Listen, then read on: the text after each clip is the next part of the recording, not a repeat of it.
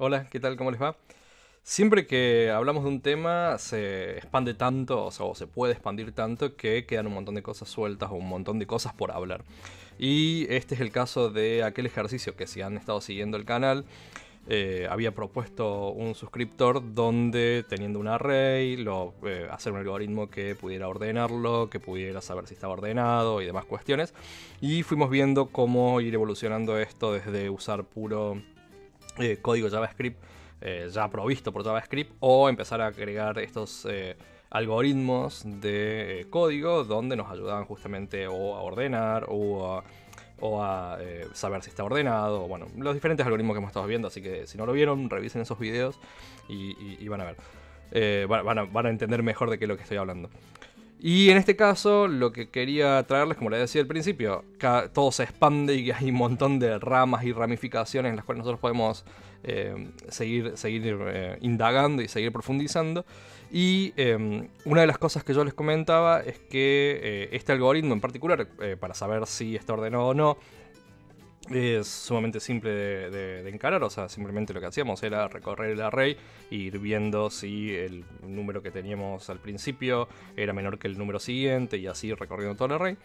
Uno de los problemas que podía llegar a traer esto es que a medida que íbamos incrementando la cantidad de elementos en el array, obviamente iba a tardar más. ¿Por qué? Porque teníamos que recorrer todo ese array elemento por elemento, y es algo que también en algunos videos hemos nombrado. Entonces, lo que nos lleva a pensar, o por lo menos lo que nosotros necesitamos ejercitarnos normalmente, es en entender cómo nosotros podemos crear un algoritmo que justamente nos provea una mejor solución, o una solución que a medida que, no sé, vamos viendo que es más lento un proceso en particular, si existe la posibilidad de hacerlo más rápido. Y lo hablamos justamente, por ejemplo, con el Bubble Sort, donde no era uno de los algoritmos más rápidos para hacer ordenamiento, y teníamos otros, y bueno, justamente la evolución va por ese lado. Entonces, uno de los algoritmos que me quedé pensando, que de hecho lo puse en el blog. Para los que no saben, tengo un blog, de vez en cuando coloco cosas acá, pero me parece interesante traerlo en video.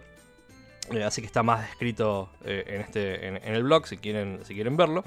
De cualquier manera, uno de esos algoritmos, o por lo menos los cuales me puse a pensar un poco cómo podíamos mejorar, aunque sea un poquito, esta idea de hacerlo un poco más rápido, es con esta segunda implementación en la cual básicamente lo que estamos haciendo es tratar de tener menos interacciones con el array, o por lo menos no necesariamente menos interacciones en el sentido de que no vamos a verificar todos los elementos, sino que por lo menos lo que vamos a tratar de hacer es recorrerlo menos tiempo o menos veces, cosa de que no tengamos que, si tenemos un array de, no sé, 10.000 elementos, no tengamos que recorrerlo 10.000 veces, sino que podamos hacer algo más chico, ¿sí? O sea, que podamos recorrerlo, digamos, no de principio a fin, sino que hasta cierto punto y ya saber si está ordenado o no está ordenado.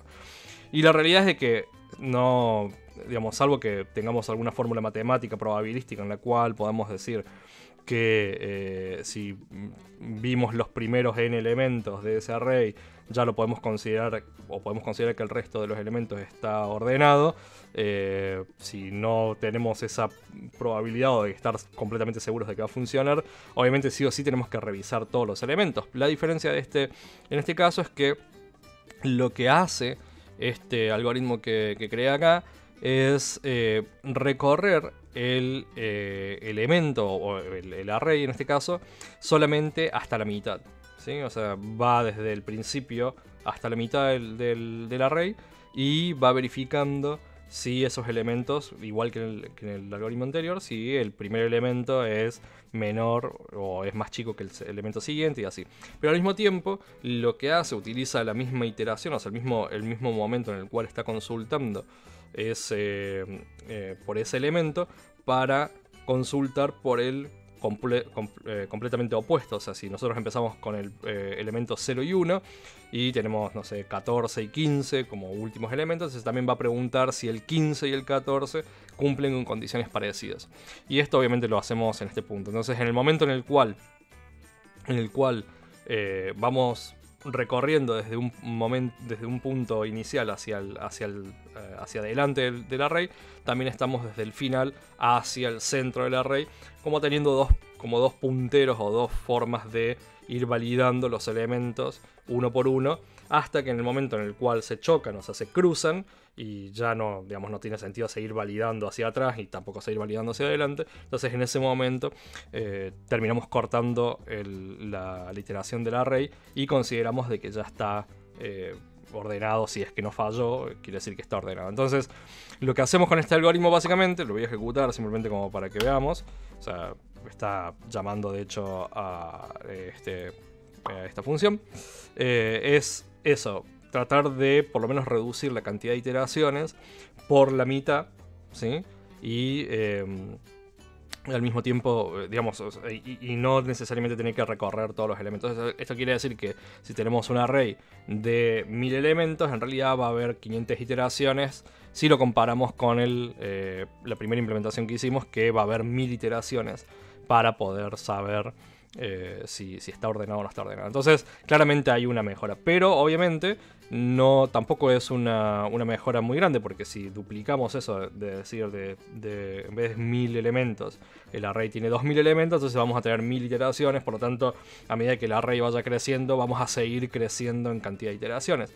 Si bien van a ser la mitad que si fuese una exploración lineal, o sea que exploramos todos, pero no necesariamente vamos a ver un beneficio directo a la hora de mejorar la performance o la velocidad de ejecución con arrays más grandes. Entonces, si nosotros seguimos pensando un poco y mantenemos una idea parecida, podemos llegar a una solución en la cual nosotros podríamos decir, si agregando dos elementos, o sea, dos verificadores que se mueven de adelante hacia atrás, podemos ahorrar la cantidad de iteraciones, o sea, la cantidad de bucle o iteraciones en el bucle.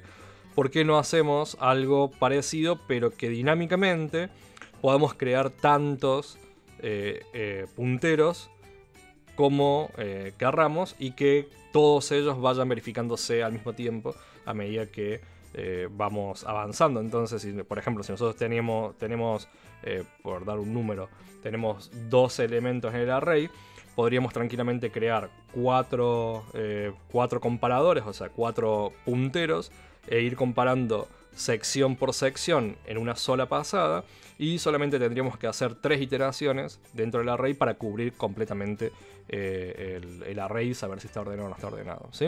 Entonces hice una cuestión esquemática, pero si ustedes son desarrolladores en JavaScript, probablemente esto les sea interesante. O sea, la parte de la verificación no tiene mucha diferencia a los anteriores. Básicamente hacemos lo mismo de siempre. Si el array es 0 o es 1, quiere decir que lo consideramos ordenado. Y después simplemente vamos moviéndonos en base a la cantidad de compartimientos o separaciones que queremos que tenga, o la cantidad de punteros que querramos que tenga. Entonces vamos a simplemente ir avanzando esa cantidad de elementos. Entonces, como decía, si lo separamos en 4 y tenemos 2 elementos, entonces solamente lo vamos a hacer por, digamos, 3 veces, ¿sí? Ahora, la magia funciona en este constructor que tenemos acá, que hace uso de una función que tiene JavaScript, donde nos permite crear en base a texto, o sea, en base a cadenas de texto, nos permite crear código. Esto es muy parecido a la función eval, ¿sí? que existe, pero la diferencia es de que se considera un poco más segura. Por lo tanto, digamos, no es tan digamos, mala, o puede tender a ser inyectada con código no grato, como la eval, ¿sí? Podemos hacer lo que queramos, pero tiene ciertas cuestiones relacionadas al scope de las variables internas y otras cuestiones que lo hace relativamente más seguro que el eval. Entonces, lo que tenemos es la cantidad de pasos que queremos crear, y lo que va a terminar haciendo es crear una string en el cual ataca al array y simplemente va a inyectarle un valor en el cual nosotros podemos hacer la comparación, y va a ir creando toda esta comparación una al lado de la otra hasta que tengamos, por ejemplo, si tenemos en este caso 4 compartimientos, vamos a tener esto 4 veces, pero cada uno apuntando a una sección en particular del array, y cuando vayamos recorriéndolo va a forzar a que vayamos cambiando el puntero al cual apunta cada uno de estos compartimientos, y así podamos ir desplazándonos hacia adelante. Entonces, obviamente esta solución es una solución sumamente esquemática, tiene muchas fallas, pero es una idea interesante a la hora de, digamos, plantearnos una forma diferente de hacer algoritmos o de una forma diferente de pensar una solución y no solamente quedarse con algo, digamos, con la solución más rápida, más simple, que claramente puede llegar a tener un problema, y por ahí si le damos una pequeña vueltita podemos llegar a tener una mejor solución, una solución más rápida, más óptima y demás, ¿sí? Obviamente, como no he medido las velocidades ni el consumo de memoria ni nada por el estilo, a veces eso hay que hacerlo también, porque puede ser que tengamos menos iteraciones, pero necesitamos más elementos en memoria, por lo tanto tenemos, digamos, una desventaja por un lado, a pesar de que estamos ganando una ventaja por otro. Pero, de nuevo, esto es simplemente como para que nos llevemos una idea de que tenemos una idea digamos que, o un concepto de que tenemos que explorar un poco más e ir más allá de lo evidente, ¿sí? Así que nada, como siempre, espero que les sirva, espero que les haya gustado y nos vemos en el próximo video, ¿sí? Chao.